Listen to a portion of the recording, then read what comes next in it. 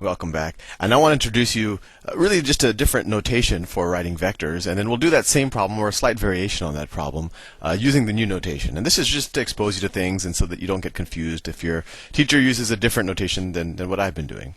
So when we did the unit vectors, we learned that we can express a vector as a component of its x and y component. So let's say I had a vector. Let's say in the last problem I had the vector.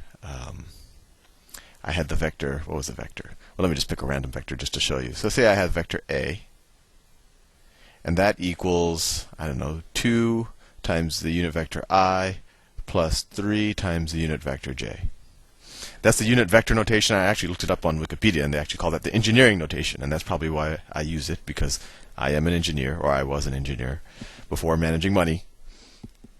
But another way to write this, and I call this the bracket notation or the ordered pair notation, is you could also write it like this.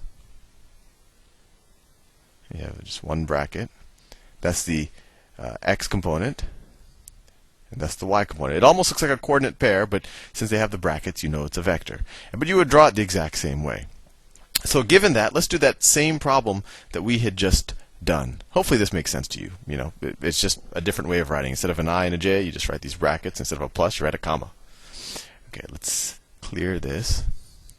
And I'm going to do a slight variation. This was actually the second part of that problem. My cousin gave these problems to me, and they're pretty good, so I figured to stick with them. So in the old problem, let me draw my coordinate axes again. So y-axis. That's the x-axis.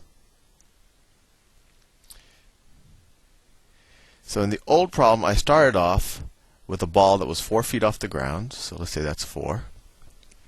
And I hit it at 120 feet per second at a 30-degree angle. So it's a 30-degree angle like that.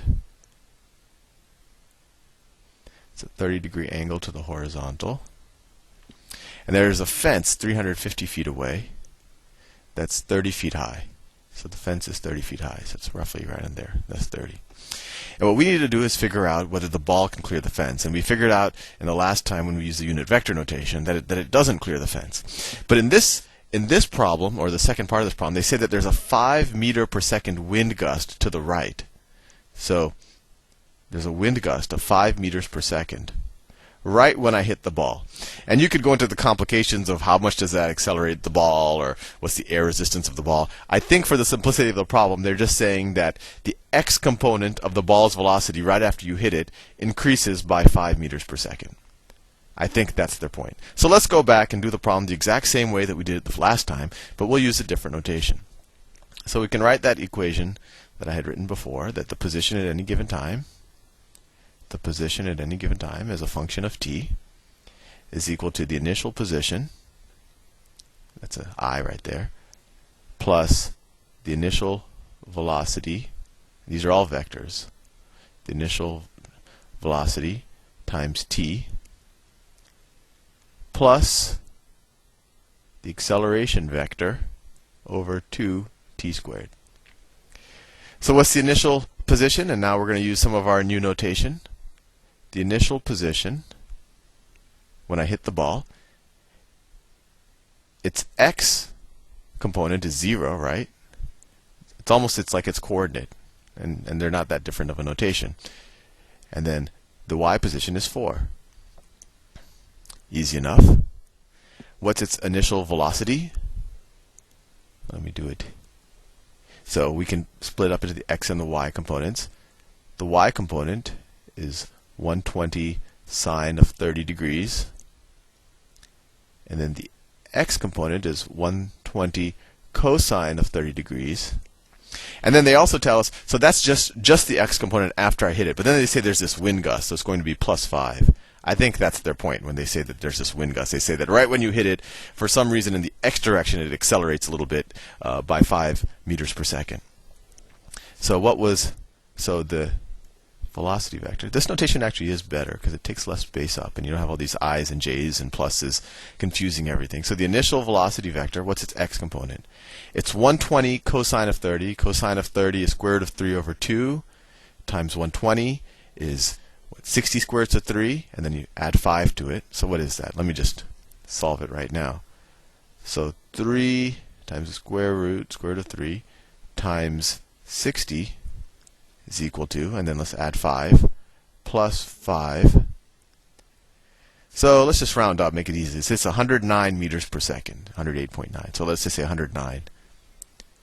So the x component of the velocity is 109. And the y component was just 120 times the sine of 30. Well, this is, sine of 30 is a half, so this is 60. Oh, sorry, this should be brackets. Although, some people actually write the parentheses there, so it looks just like coordinates, but I like to keep it with these brackets so that you don't think that these are coordinates. You know these are vectors. And a position vector really is the same thing as a position coordinate, but a velocity vector is obviously not a coordinate. And then what's the acceleration vector? Well, the acceleration vector, as we said, goes straight.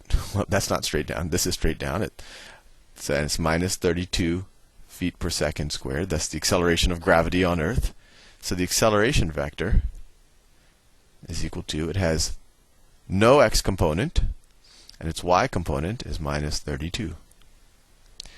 So now let's put these back in that original equation. So our position vector, and I will switch colors to keep things from getting monotonous.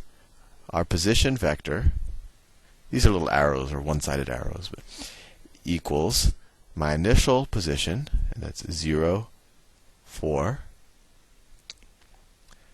plus my initial velocity vector, 109, 60 times t, and I'm running out of space, plus at squared over 2. So t squared over 2 plus t squared over 2 times my acceleration vector, 0 minus 32. And it should be, this is actually a little cleaner way of writing it, but this is exactly what we did when we did it with unit vectors. Instead of writing the i's and j's, we're just writing the numbers in brackets here. So let's see if we can simplify this. So let me draw a line. Let me write in different colors so that you know what I'm doing. Okay, so our position vector t is equal to, so let's write that 0, 4, plus, and now we can distribute this t, multiply it times both of these, plus 109 t, 60t, plus, and we can distribute this t squared over 2. Well, that times 0 is 0. And then that times minus 32 is minus 16t squared. And now we can add the vectors. So the position at any t. So let's add all the x components of the vector. 0, 109t, 0. So we just get 109t. And then what's the y components? 4 plus 60t minus 16t squared. Minus 16t squared. And there we go. We've defined the position vector at a function of any time. So let's solve the problem. Now that they had this wind gust and our x velocity is going a little faster, let's see if we can clear the fence. So how long does it take to get to 350 feet in the x direction? Well, this number right here has to equal 350. So we have 109t has to be equal to 350. And so what's 350 divided by 109? 350 divided by 109 is equal to 3.2 seconds. T is equal to 3.2 seconds. And so what's the height at 3.2 seconds? So let's square that. So let me, 3.2 times 3.2 equals times 16 equals 163 point, let's just say 164. So this equals 164. And then what's 60 times 3.2? 60 times 3.2 is equal to 192. 192. So what do we get? We get 192. Sorry, we have 192 plus 4 minus 164, right? Minus 164 is equal to 32. So our position vector at time 3.2 seconds is equal to 350 feet in the x direction and 32 feet in the y direction. And that will clear that 30-foot fence. Our ball is going to be 2 feet above the fence. Hope I didn't confuse you too much. See you soon.